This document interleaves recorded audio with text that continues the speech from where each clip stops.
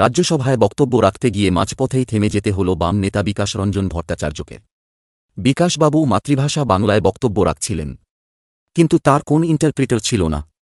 বিকাশবাবু অবাক হয়ে বলেন, যে ভাষা জাতীয় সঙ্গীত দিয়েছে, যে ভাষা বন্দে মাতরম দিয়েছে, সেই ভাষার ইন্টারপ্রিটার নেই। এরপর তিনি বাংলাতেই বক্তব্য রাখেন এবং বাংলা ভাষার গরিমা তুলে ধরেন। দেখুন বিকাশবাবুর বক্তব্য। যে ভাষা ভারতবর্ষকে বন্দে মাতরম দিয়েছে, যে ভাষা ভারতবর্ষকে জনগণ অধিনায়ক দিয়েছে, সেই ভাষার ইন্টারপ্রেটারের জন্য ওয়েট করতে হচ্ছে আমাদের। এটা একটা খুব দুঃখজনক পরিস্থিতি। যতই আমরা চেষ্টা করি না কেন হিন্দিকে নিয়ে বাড়াবাড়ি করার, হিন্দি কখনো বাংলা ভাষার স্তরে উঠতে পারবে না। বাংলা ভাষা নোবেল এনেছে। আজকে ভারতবর্ষের বুকে যে সরকার প্রতিষ্ঠিত হয়েছে, মাননীয় রাষ্ট্রপ্রধান, চেয়ারম্যান এসে গেছে, মাননীয় রাষ্ট্রপ্রধান যে বক্তব্য রেখেছেন, স্যার এই বক্তব্যটা রাষ্ট্রপ্রধানের হৃদয় থেকে আসেনি। তাকে তোতা পাখির মতো শেখানো হয়েছে। তিনি খাঁচাবন্দি, চাইছিলাম খাঁচাবন্দি তোতা পাখি আপনারা জানেন, তারা যা বলে, যা শেখানো হয়, খুকু তুমি ঘুম থেকে উঠেছো, তোতা পাখি বলে খুকু তুমি ঘুম থেকে উঠেছো। আমাদের ভারতবর্ষের রাষ্ট্রপ্রধান তার বক্তব্যে তিনি প্রমাণ করেছেন তিনি রাষ্ট্রের প্রধান নন, তিনি একটা সরকারের প্রধান। মাননীয় চেয়ারম্যান, আপনি আইন বিশেষজ্ঞ, আপনার কাছে আমার ব্যাখ্যা করতে হবে না। রাষ্ট্র এবং সরকার দুটো এক জিনিস নয়। রাষ্ট্র যদি রাষ্ট্রপ্রধানের কথা বলতেন তাহলে সামগ্রিক রাষ্ট্রের কথা আসতো। আমার ভারতবর্ষের রাষ্ট্রের মূল উপজীব্য কি এখন? তা হচ্ছে ভারতবর্ষের সাধারণ মানুষ, যারা দৈনন্দিন জীবন জীবিকার জন্য লড়াই করছেন। বাজারে জিনিসপত্রের দাম, নিশ্চয়ই আমার চেয়ারম্যান বাজারে যান না, তিনি বুঝতে পারবেন না, কিন্তু যারা বাজারে যান তারা বুঝতে পারেন যে সাধারণ দরিদ্র মানুষ আজকে প্রায় না খেয়ে থাকার অবস্থায় আছে। ভারতবর্ষের শিক্ষার অবস্থা কি? বহু লোক আলোচনা করেছেন। আজকে পরিকল্পিত উপায়ে ভারতবর্ষের শিক্ষা ব্যবস্থাকে ভেঙে চুরে প্রাইভেটাইজ করার পরিকল্পনা হচ্ছে। প্রান্তিক স্তরের মানুষেরা লেখাপড়া শিখতে পারবেন না, প্রান্তিক স্তরের ছেলেমেয়েরা উচ্চ পর্যায়ে যেতে পারবেন না। এখন 65 লক্ষ টাকা দিলে গুজরাটেরা কেন্দ্র থেকে নিট পরীক্ষায় সফলকাম হওয়া যায়। যার বাবার 65 লক্ষ টাকা নেই, সে তার মেধা দিয়ে কিন্তু নির্বাচিত হতে পারবেন না। এবং দুর্ভাগ্য আমার, আমি পশ্চিমবঙ্গ থেকে বলছি যে এই রোগ পশ্চিমবঙ্গ ঢুকে পড়েছে। সেখানেও শিক্ষা ব্যবস্থাকে ক্রমশ মার্জিনাল সেকশনের লোকজনের থেকে দূরে নিয়ে যাওয়া হচ্ছে। এই যে কেন্দ্রীয় পরিকল্পনা, এই পরিকল্পনা কি ভারতবর্ষের যে মোরালিটি, দ্য কনস্টিটিউশনাল মোরালিটি, এখানে Hindu morality, Islamic morality, Christian মোরালিটির কোনো জায়গা নেই। স্বাধীন হওয়ার পর অনেক লড়াই করে আমরা স্বাধীনতা পেয়েছি, তার সবচেয়ে ভালো ফসল হচ্ছে ভারতবর্ষের সংবিধান।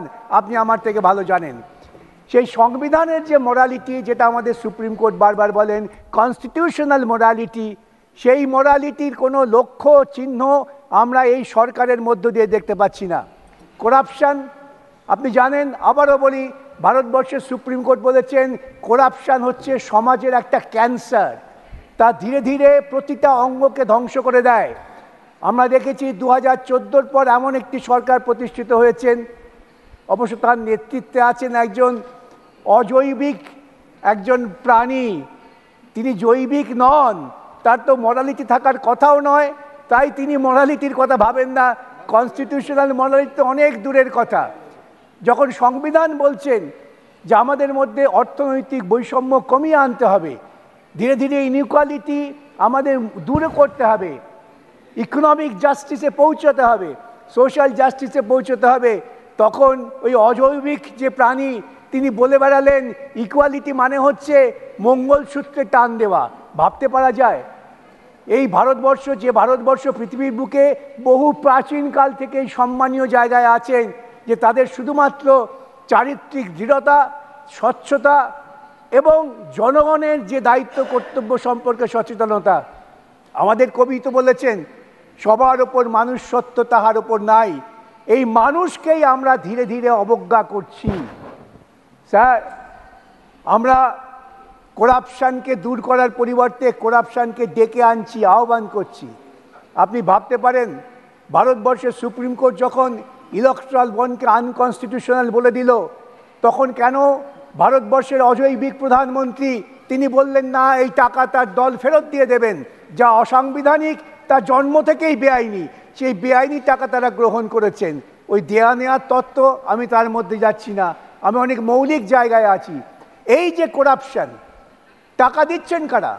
যারা ভারতবর্ষের মানুষকে শোষণ করে তার থেকে মুনাফা করছেন, তারা টাকা দিচ্ছেন। সেই টাকা দিয়ে সরকার যদি লালিত পালিত হয়, সেই সরকার কি ভারতবর্ষের মানুষের কথা ভাবতে পারবে? সাম্প্রতিককালে একটি তথ্য এসেছে, অত্যন্ত বেদনাদায়ক তথ্য, যে ভারতবর্ষের এই ক্যাবিনেটে অধিকাংশ সদস্য তারা সবাই মাল্টিমিলিয়নার। এই যে মাল্টিমিলিয়নার ক্যাবিনেটে যারা আছেন, তারা কি করে মিলিয়ন নিপীড়িত মানুষের কথা ভাববেন? তারা ভাবতে পারেন না। অতএব ভারতবর্ষের সংবিধানের যে ঈপ্সিত লক্ষ্য, সেই লক্ষ্যের দিকে এদের পক্ষে এগিয়ে যাওয়া সম্ভব না।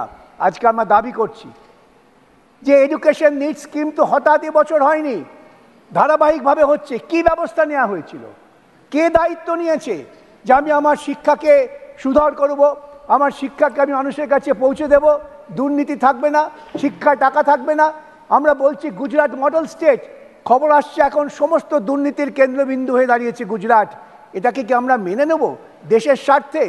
আমরা চাই ভারতবর্ষের প্রধানমন্ত্রী তিনি জৈবিক হন, অজৈবিক প্রাণী হয়ে বেঁচে থেকে লাভ নেই। ফিরে এসে তিনি দাবি করছেন তিনি নাকি সংখ্যাগরিষ্ঠতা পেয়েছেন। তার এই দাবির প্রতি আমি কোনো কটাক্ষ করতে চাই না, কেন তার দাবির কণ্ঠস্বরের দৃঢ়তা কমে গেছে। তিনি বেঁচে আছেন দুটো ক্রাচের ওপর, যে দুটো ক্রাচ যে কোনো সময় আবার পাল্টি খেয়ে যেতে পারেন। তখন এরা কি করবেন স্যার? আমি কি আবার আপনাদের কাছে আবেদন করতে পারি না, আপনি কনস্টিটিউশনাল মোরালিটির ব্যাপারটা তুলে ধরুন। আমার শেষ আবেদন আপনার কাছে স্যার, আমরা যে কথা বলছি, যদি আপনার মনে হয় কোনো কথা, কোনো শব্দ গ্রহণযোগ্য নয়, আপনি সেটা বাদ দিতে পারেন, কিন্তু নথিতে রাখবেন আমরা কি বলেছি এবং আপনি কি বাদ দিয়েছেন, যাতে পরবর্তী প্রজন্ম যারা গবেষণা করবে তারা জানতে পারেন যে রাজ্যসভার সদস্যরা কি বলেছেন এবং সেই কথাটা বাদ দেওয়া হয়েছে তা কতটা যুক্তিসঙ্গত ঐতিহাসিকভাবে, সেটাও নির্ণয় হওয়া দরকার। এ কথা বলেই আপনাকে ধন্যবাদ জানিয়ে আমি আমার কথা শেষ করলাম। নমস্কার। বললাম তো